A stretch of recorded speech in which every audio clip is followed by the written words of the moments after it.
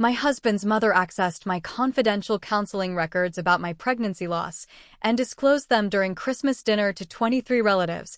Consequently, I cut all ties. That happened 3 years prior. She continues to sit outside my new home every Sunday dawn, carrying fresh blooms.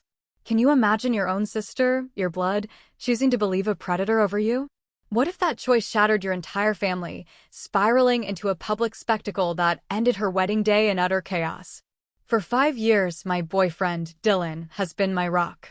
He's woven himself into the fabric of my family, always there for every big event.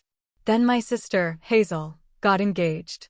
She'd been dreaming of this day since she was tiny and, honestly, didn't care who was proposing, just that someone was.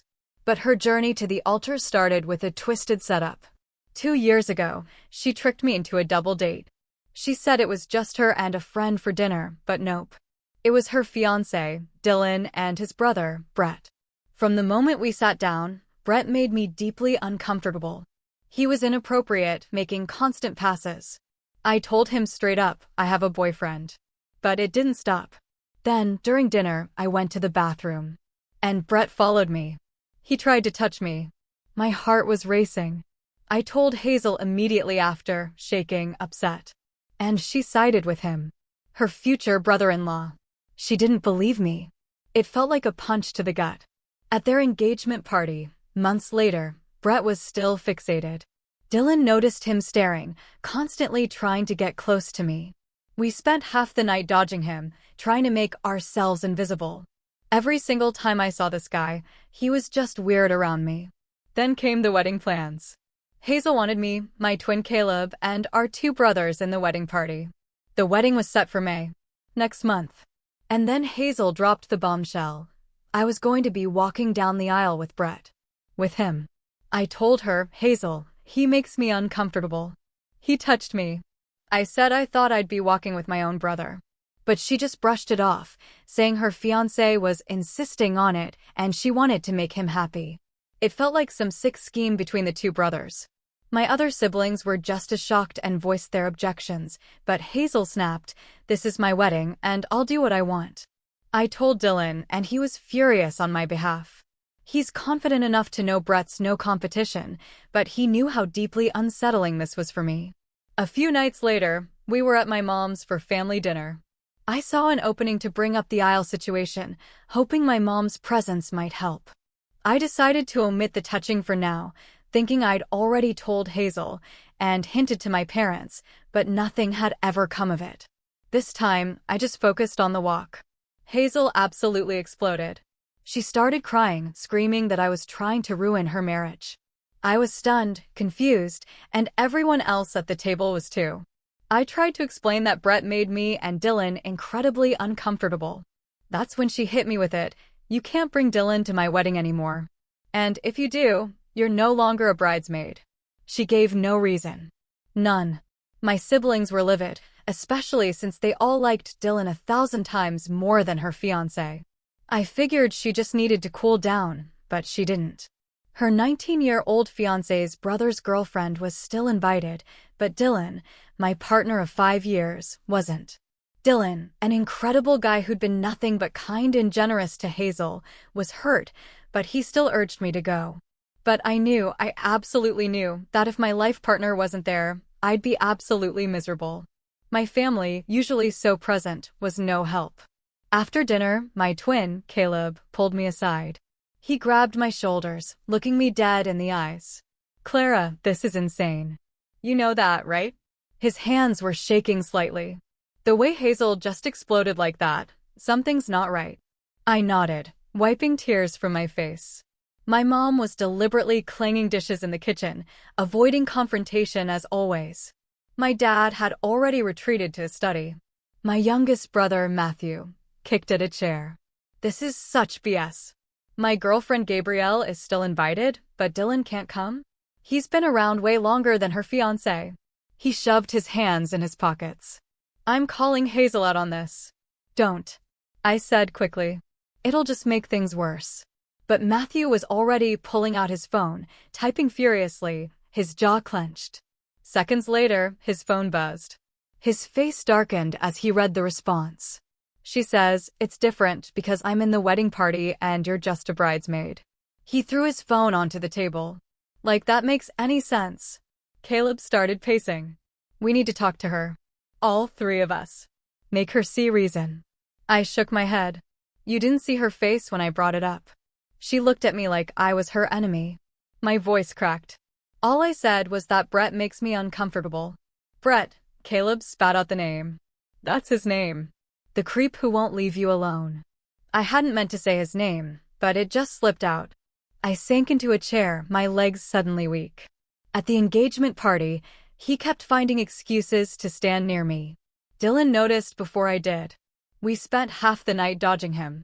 Matthew slammed his fist on the table. "And now Hazel wants you to walk arm in arm with him while your actual boyfriend sits at home?" My mother finally emerged from the kitchen, dish towel in hand. She wouldn't meet my eyes. "Maybe you should just do what your sister asks, Clara. It's only one day." "Mom." Caleb whirled on her. "Are you serious right now?" She twisted the towel. "I just don't want to see the family torn apart over this." "The family is already being torn apart," Matthew said, "by Hazel and her insane demands." My phone buzzed. "Dylan." I answered immediately, desperate to hear his voice. "Hey," he said softly. "Terribly." I walked out onto the back porch for privacy. "She banned you from the wedding." A heavy silence stretched between us. I could hear him breathing, processing it all. Finally, he spoke. "Because you don't want to walk with that guy?" Because I dared to mention it in front of our mother. I sat on the porch steps, pulling my knees to my chest. "Dylan, I'm so sorry. This is so unfair to you. Stop apologizing. This isn't your fault." His voice was steady, but I could hear the hurt underneath. 5 years together, and I'm suddenly not welcome at your sister's wedding because you want to protect yourself from a predator. The word hung in the air. Predator. Neither of us had said it out loud before, but we both knew that's what Brett was. "I don't know what to do," I admitted. "Part of me wants to skip the whole thing, but then I'll be the sister who ruined Hazel's wedding." "You wouldn't be ruining anything. She's doing that all on her own." Dylan paused. "But I know how much your family means to you. If you need to go, I'll understand. Without you, walking down that aisle with Brett while you're sitting at home." My voice rose. "That's not happening." "Then don't go," he said simply. "Clara, you've spent your whole life trying to keep peace in your family. Maybe it's time to choose yourself." After we hung up, I sat on that porch until the sun began to set. Caleb found me there, bringing a blanket and 2 cups of tea. "I called Hazel," he said, sitting beside me. "Tried to talk sense into her, and she hung up on me. But not before saying some pretty nasty things about you, trying to steal attention from her special day." I laughed bitterly. "By not wanting to be groped by her future brother-in-law?" Caleb's face darkened. "Is that what happened? He actually touched you?" I stared into my tea, watching the steam rise. 2 years ago, during that double date she tricked me into. He followed me to the bathroom and... I couldn't finish the sentence. "Jesus, Clara." Caleb set his mug down hard. "And Hazel knows this?" I told her that night. She said I must have misunderstood his intentions. Said Brett told her I came onto him. The memory still stung. "That's complete." Caleb was on his feet again, pacing. "We need to tell Mom and Dad the whole story." I tried hints before. They didn't want to hear it. I pulled the blanket tighter. Nobody wants to believe that Hazel's perfect wedding involves forcing me to walk with my assaulter. The word felt strange in my mouth. Assaulter. But that's what he was.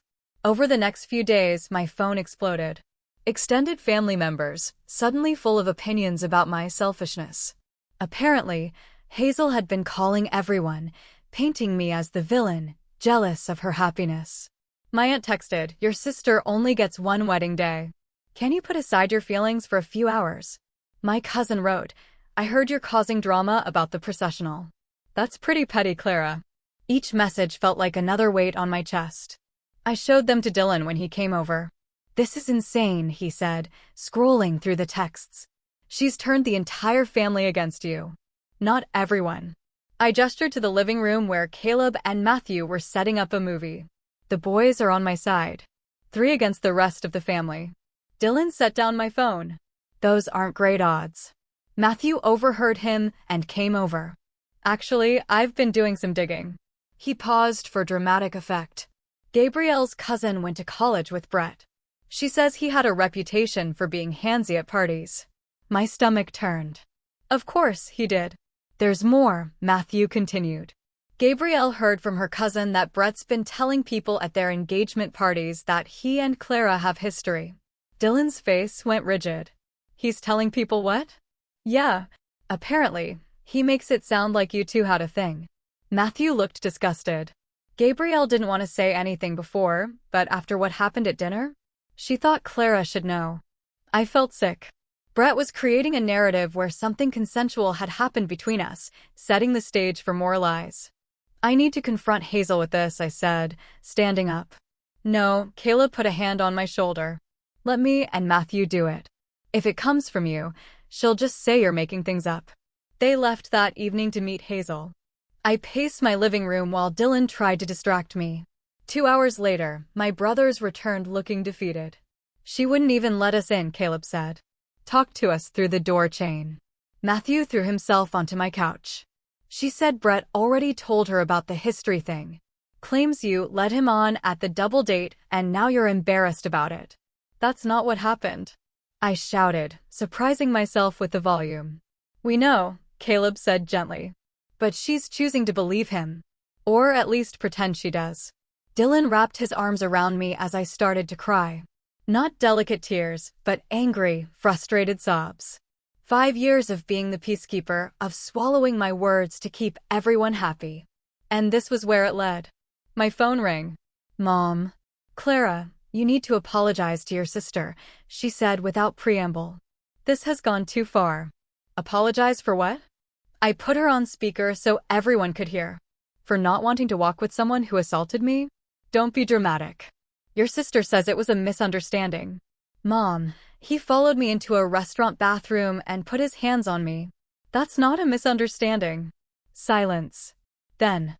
That was 2 years ago, Clara. Can't you move past it for your sister's sake? I hung up. The next morning, I woke up to more texts. This time from Hazel herself. If you really cared about my happiness, you'd stop making this about you.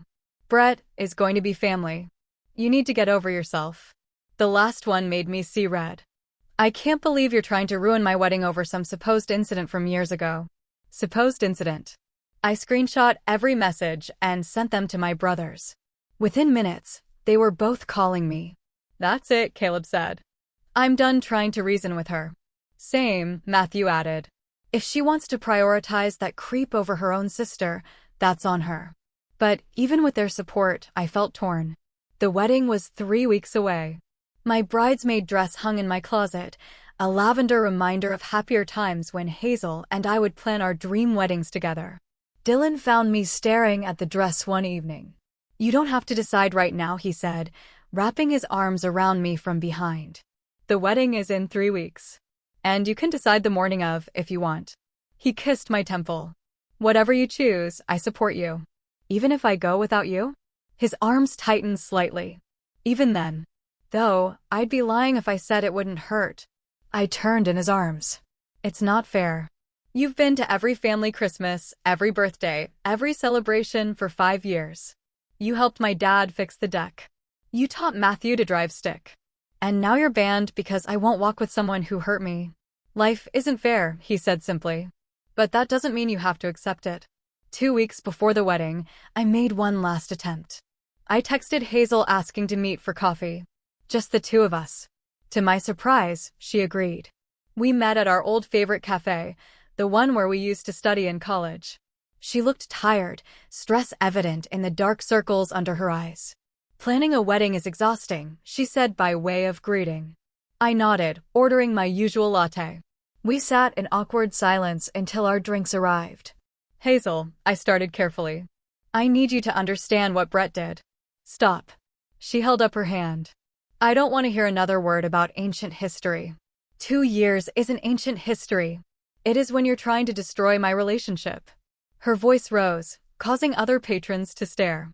Do you know what position you're putting me in? My fiancé's family already thinks you're difficult because you wouldn't give Brett a chance. I have a boyfriend.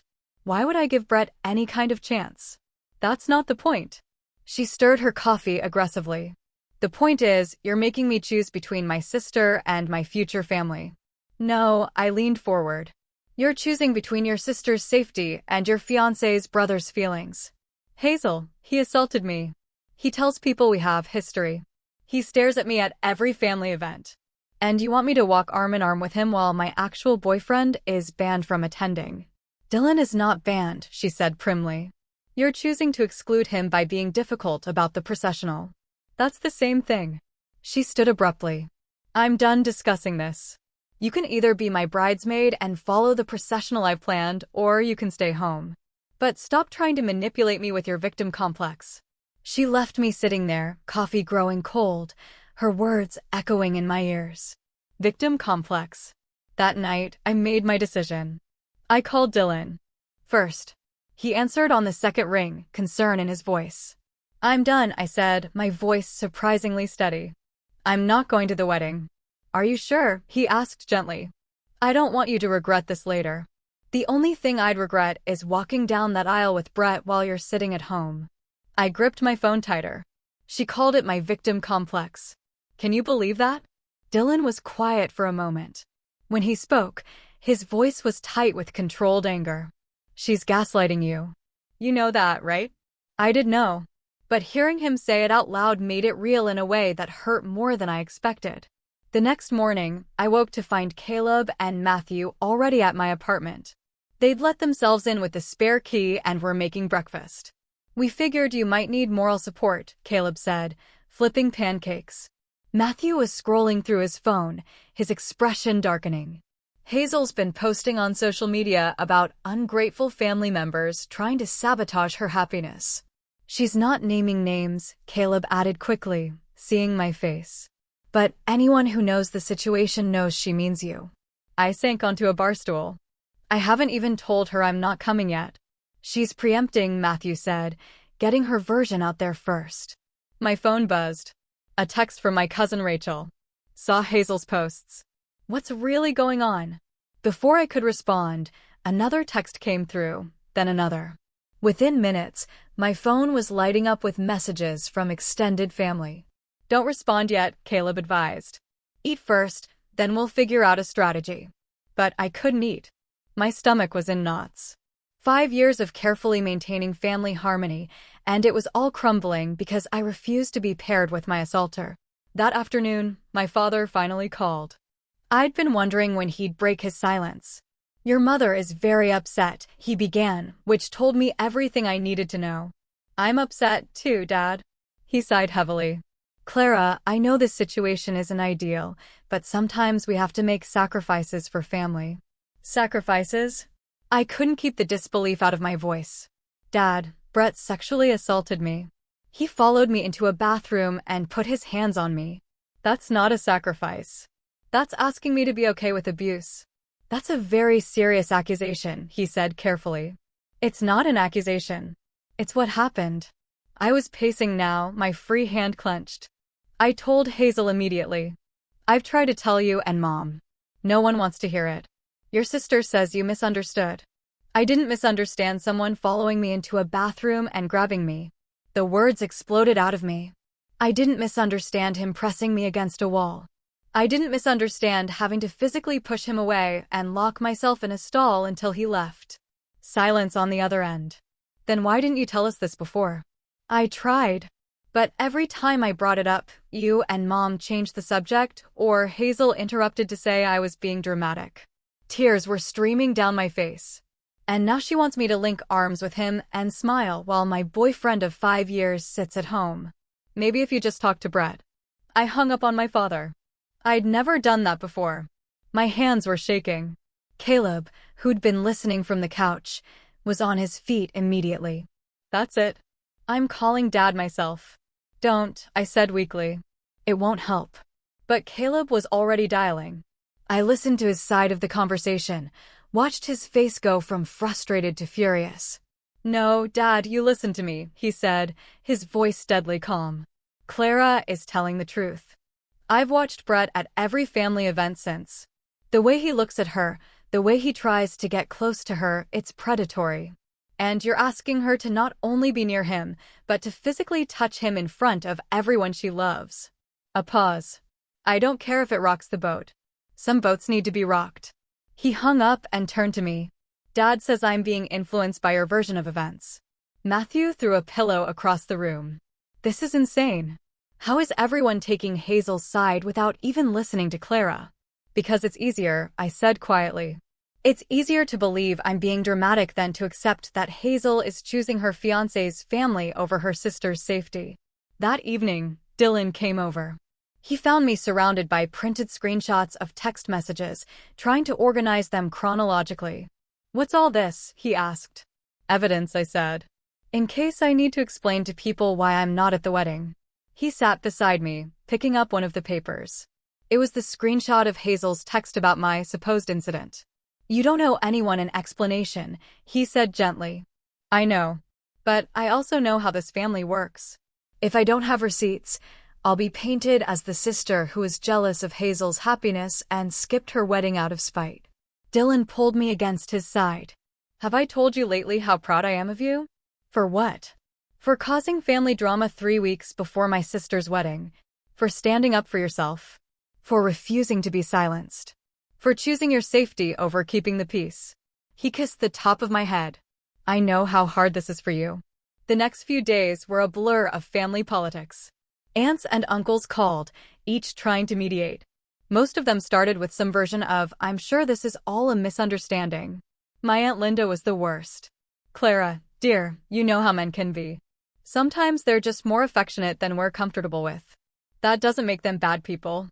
He followed me into a bathroom, Aunt Linda. Well, maybe he just needed to use the facilities, too. It was the women's bathroom. That shut her up, but only for a moment. Still, is it worth missing your sister's wedding over something that happened years ago?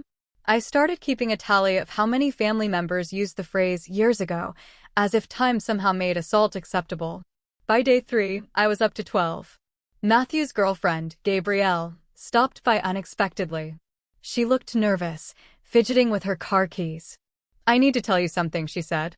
About Brett. My stomach dropped. What about him?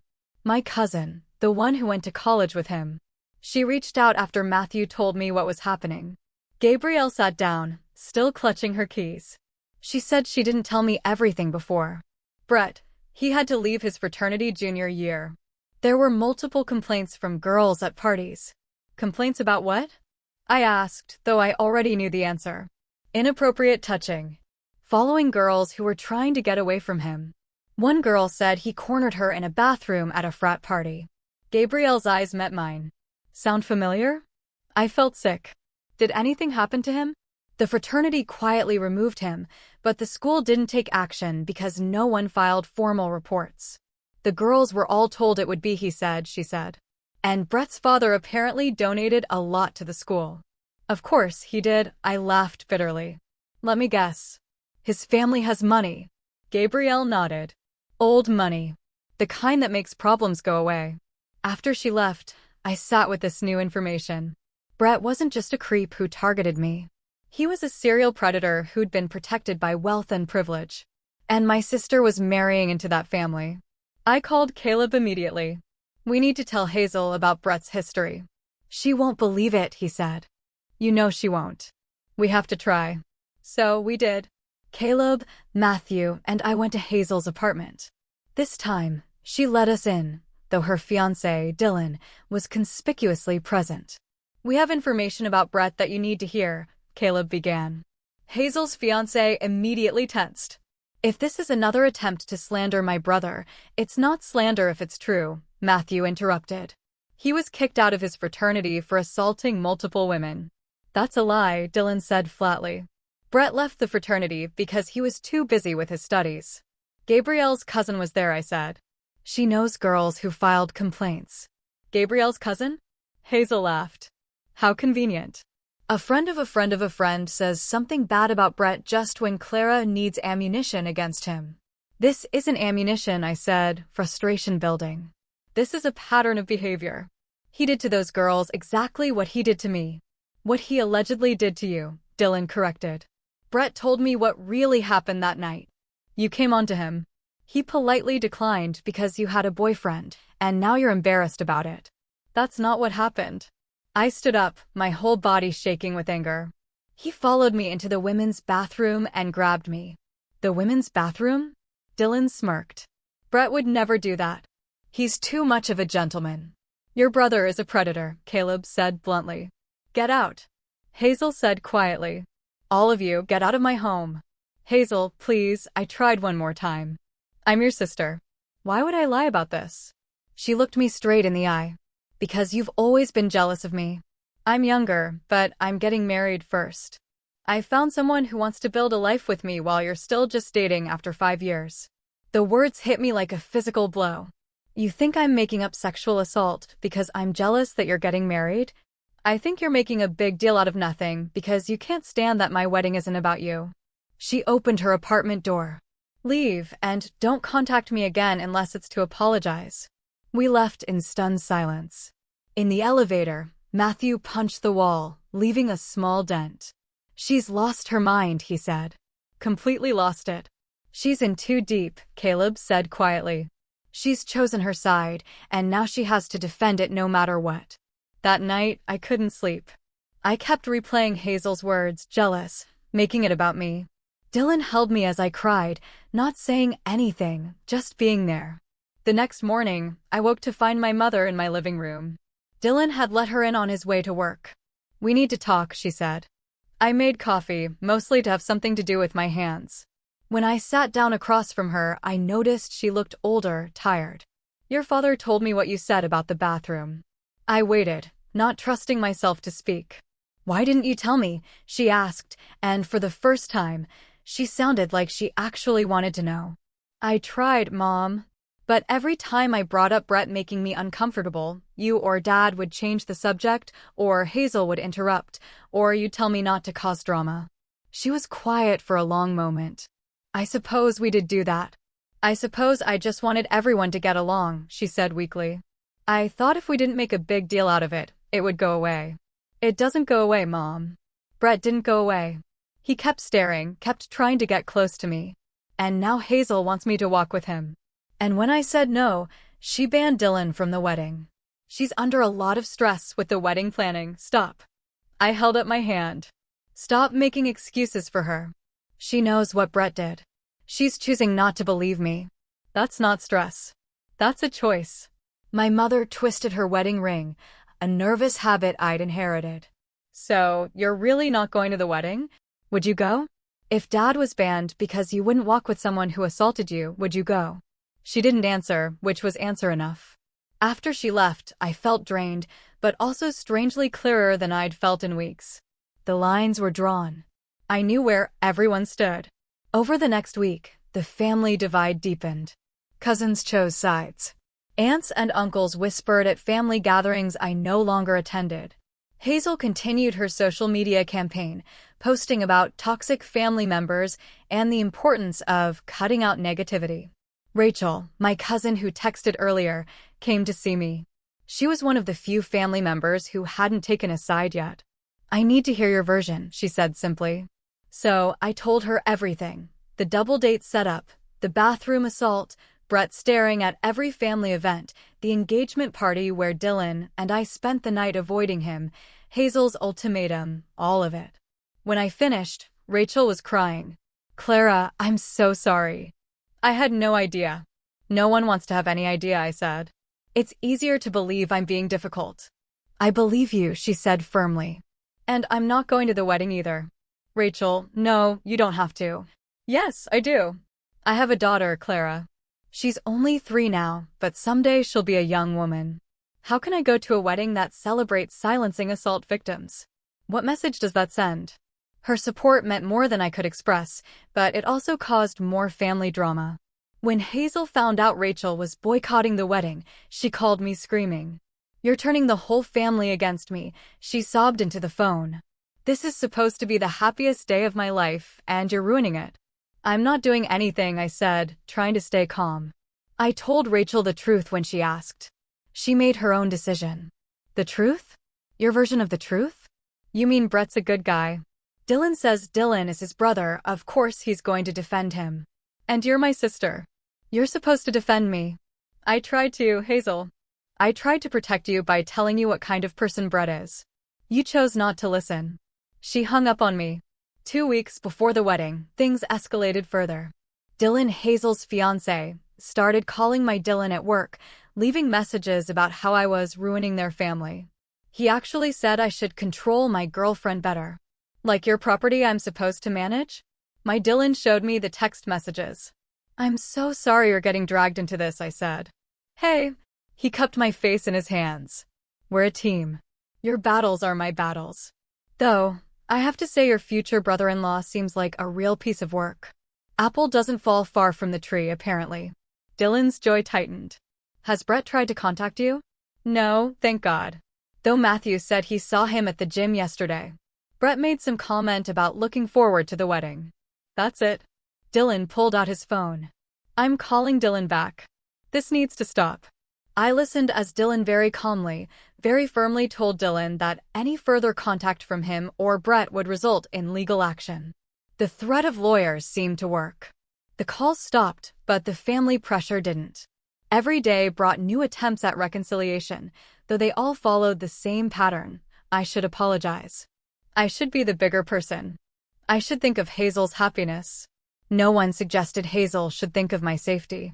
1 week before the wedding, Caleb and Matthew staged what they called an intervention. They showed up at my apartment with Chinese takeout and a bottle of wine. We've been thinking, Caleb said, unpacking the food.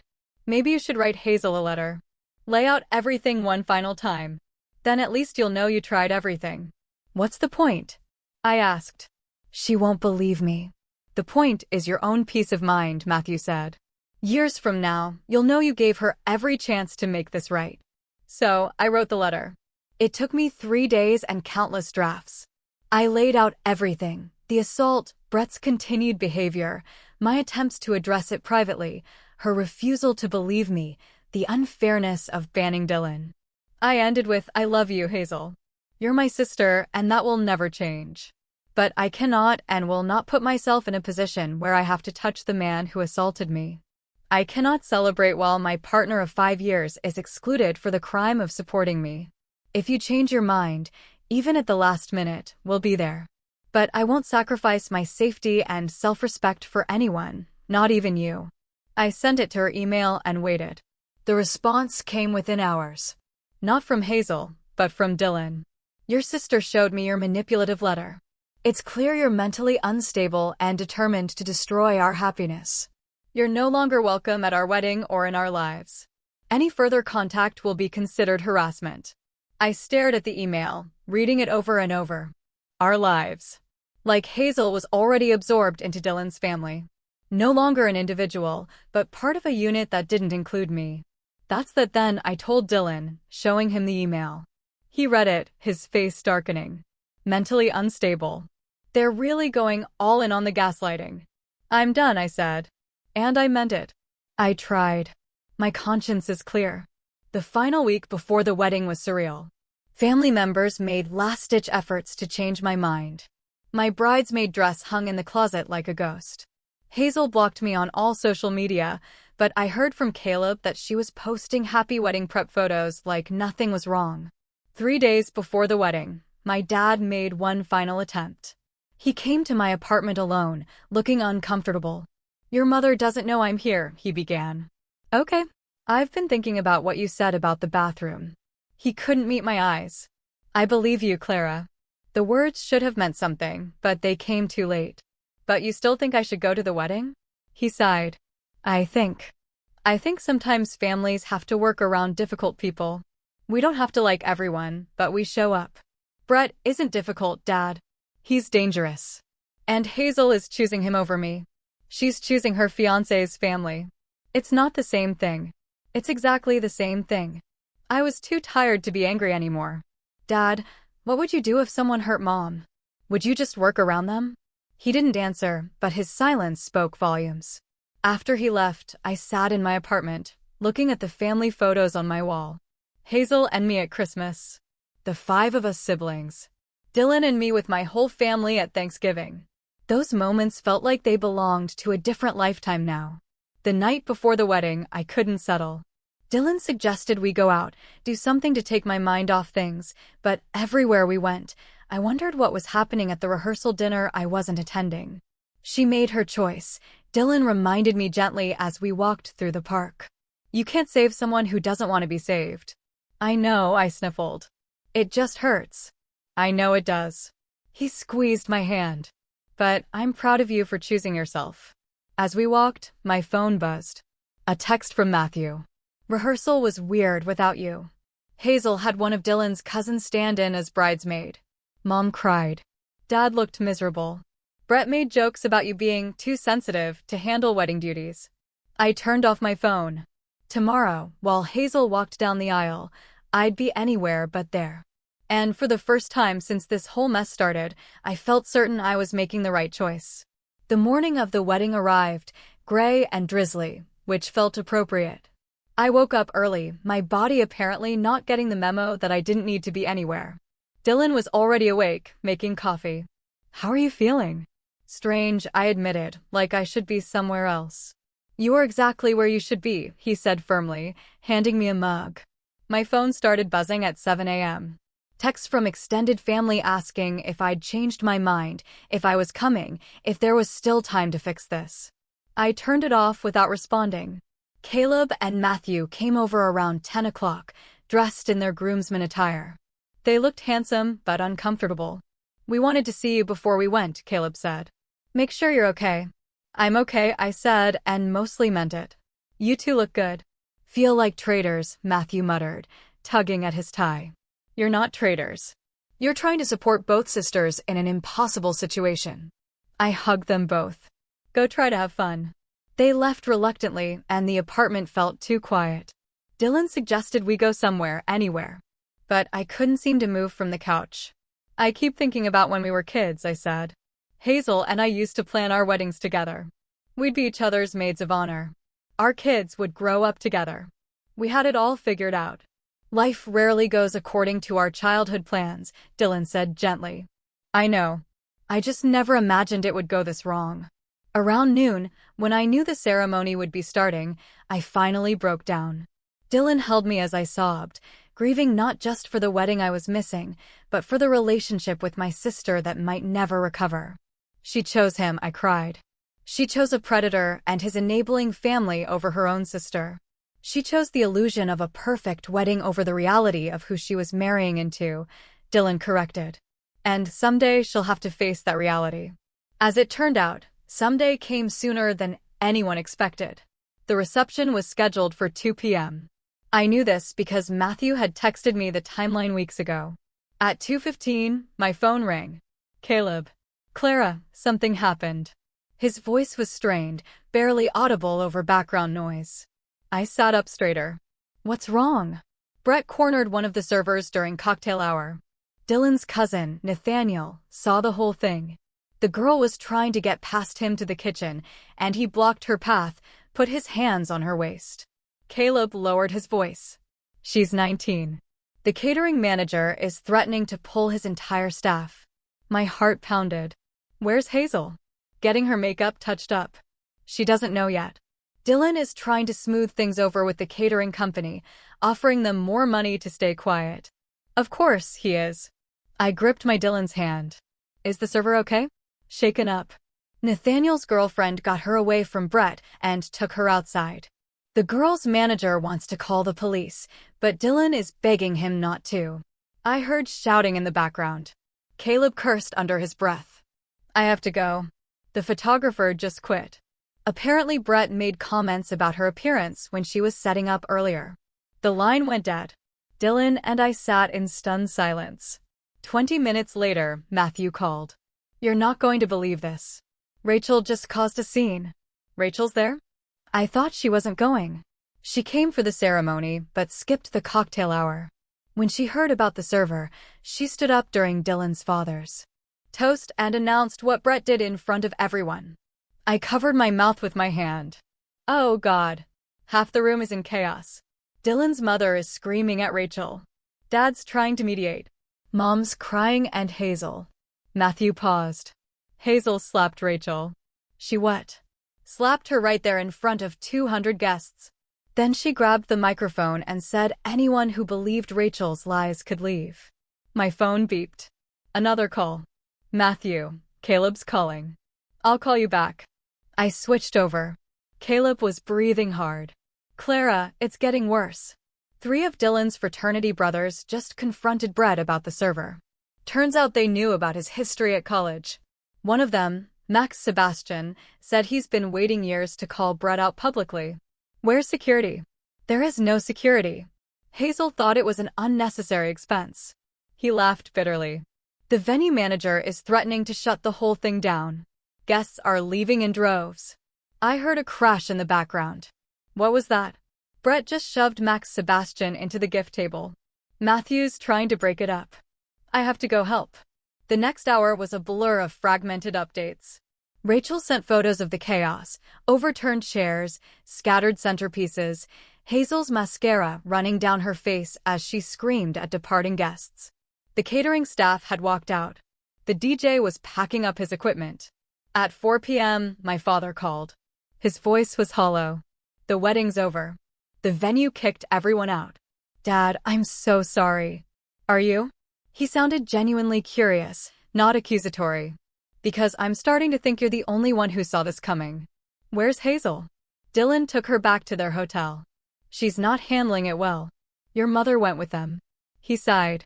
Clara, I owe you an apology. When Max Sebastian told us about Brett's college history, when that young server was crying, I kept thinking about you in that bathroom 2 years ago. It's too late for apologies, Dad. I know. I just needed to say it. After we hung up, I sat with Dylan on our couch, processing everything. My phone continued buzzing with messages from family members who'd witnessed the disaster. Each account added new details. Brett had apparently propositioned 2 more women. Dylan had tried to physically prevent guests from leaving. Hazel had torn her dress trying to chase after Rachel. That evening, Caleb and Matthew came over, still in their disheveled groomsmen attire. They looked exhausted. It was worse than we could tell you on the phone, Caleb said, collapsing onto my couch. After the venue kicked us out, Brett tried to follow that server to her car. Her manager had to physically restrain him while she drove away. Is she pressing charges? Dylan asked. Her manager wants her to, but she's scared. Brett's family has money. Good lawyers. Matthew loosened his tie. Same old story. What about Hazel? The brothers exchanged glances. She's in denial, Caleb said finally, blaming everyone but Brett. Says Rachel ruined her wedding. The server was overreacting. The photographer was too sensitive. Dylan is enabling it, Matthew added. He's already spinning it as a misunderstanding that got blown out of proportion. My phone rang. An unknown number. I almost didn't answer, but something made me pick up. Is this Clara? A young woman's voice, nervous and uncertain. Yes. Who's this? I'm Gabrielle. I was the server at your sister's wedding today. Your cousin Rachel gave me your number. I hope that's okay. Of course. Are you all right? I'm trying to be. Her voice shook. I wanted to thank you. Rachel told me about what happened to you, why you weren't there. It helped to know I wasn't alone, that someone else understood. I'm so sorry this happened to you. She paused.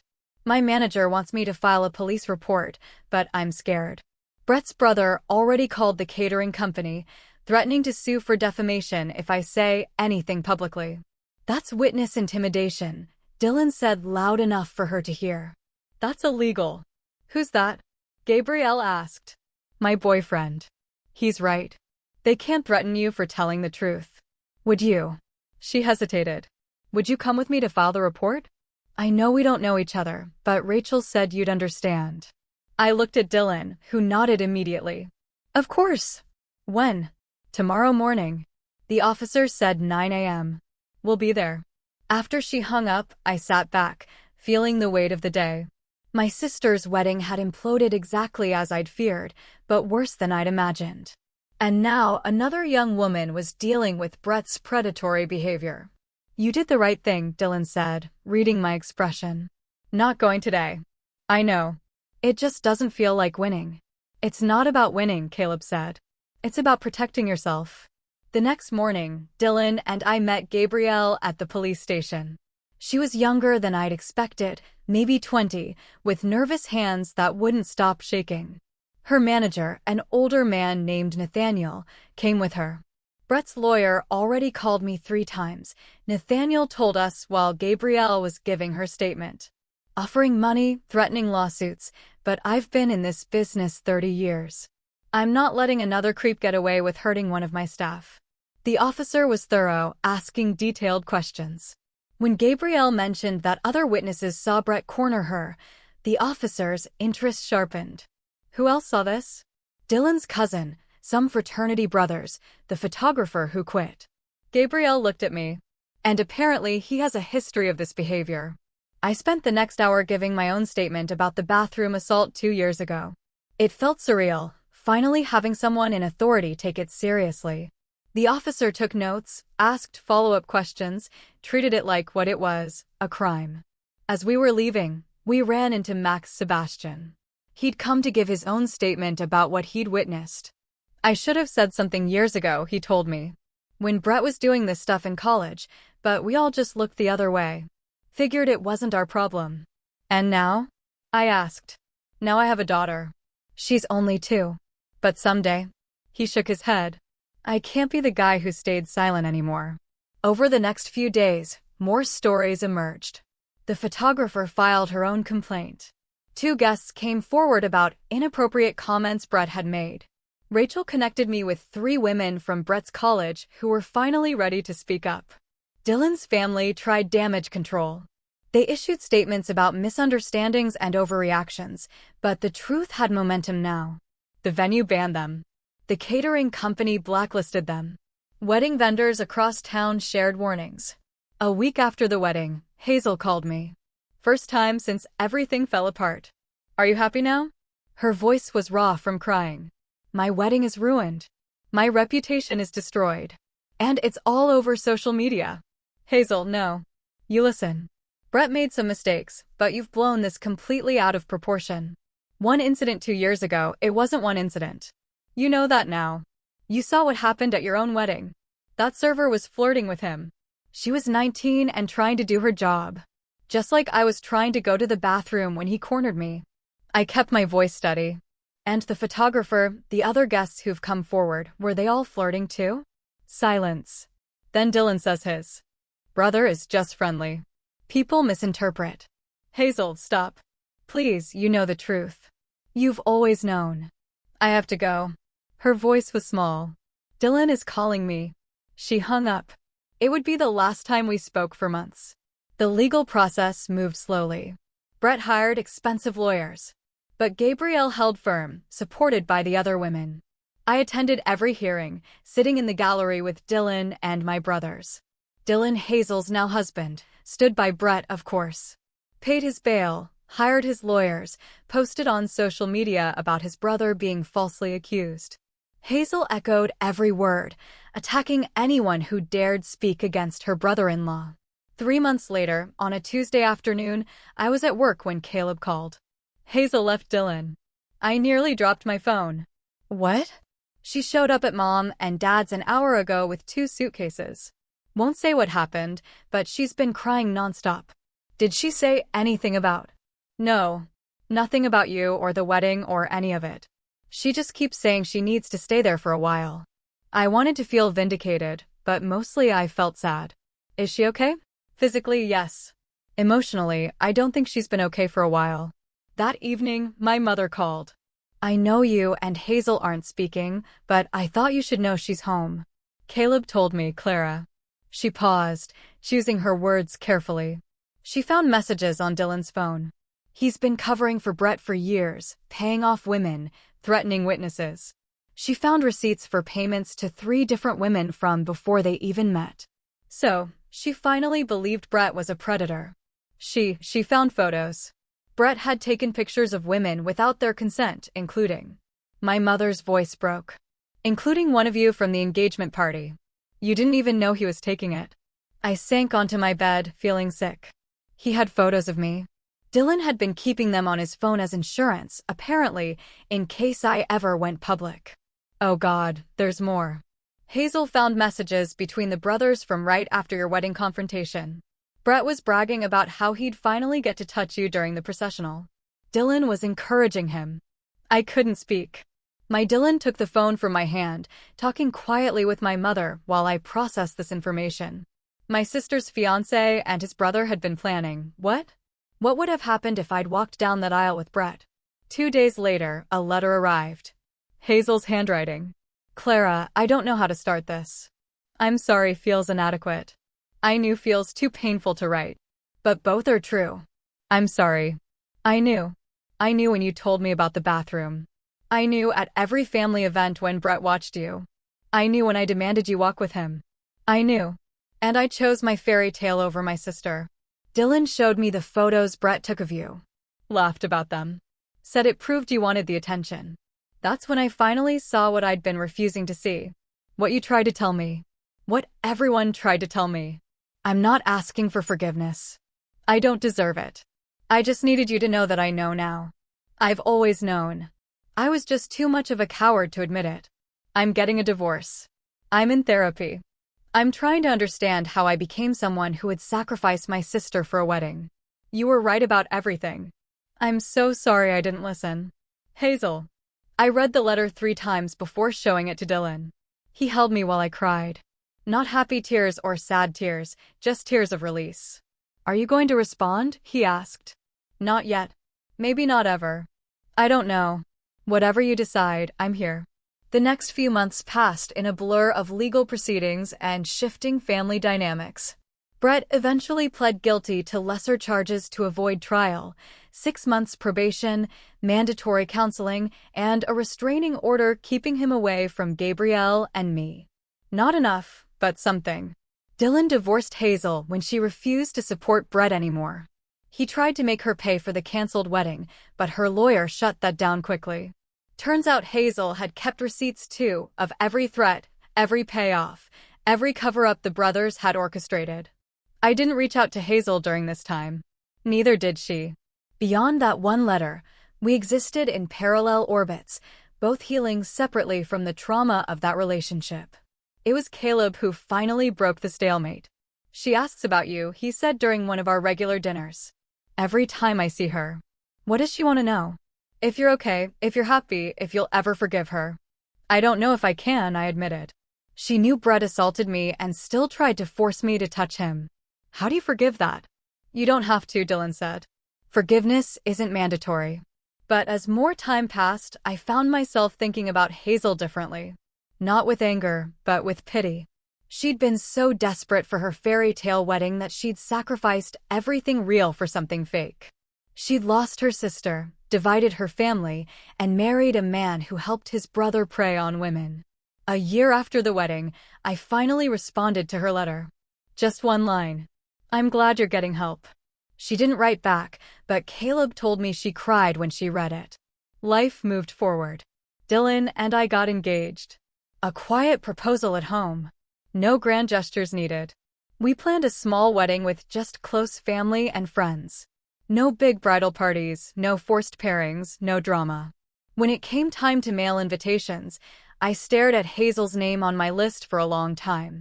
Dylan found me there, pen hovering over the envelope. You don't have to invite her, he said. No one would blame you. I know. I set down the pen. I'm not ready. Maybe I'll never be ready. That's okay too. We got married 6 months later in a small ceremony in my parents' backyard. Caleb was Dylan's best man. Matthew walked me down the aisle. My parents cried. Rachel gave a beautiful reading about choosing love over fear. Hazel wasn't there, but she sent a card. Wishing you all the happiness I almost stole from you. May your marriage be built on truth, not fairy tales. With love and regret, Hazel. I kept the card but didn't respond. Some bridges, once burned, can't be rebuilt. But maybe that's okay. Maybe the lesson isn't about forgiveness or reconciliation. Maybe it's about learning to choose yourself, even when it costs you everything. Maybe, especially then. So, I have to ask you, if you were in my shoes, facing that kind of betrayal and gaslighting from your own sister, what would you have done? Would you have gone to that wedding? Let me know in the comments below. I'm really curious to hear your thoughts.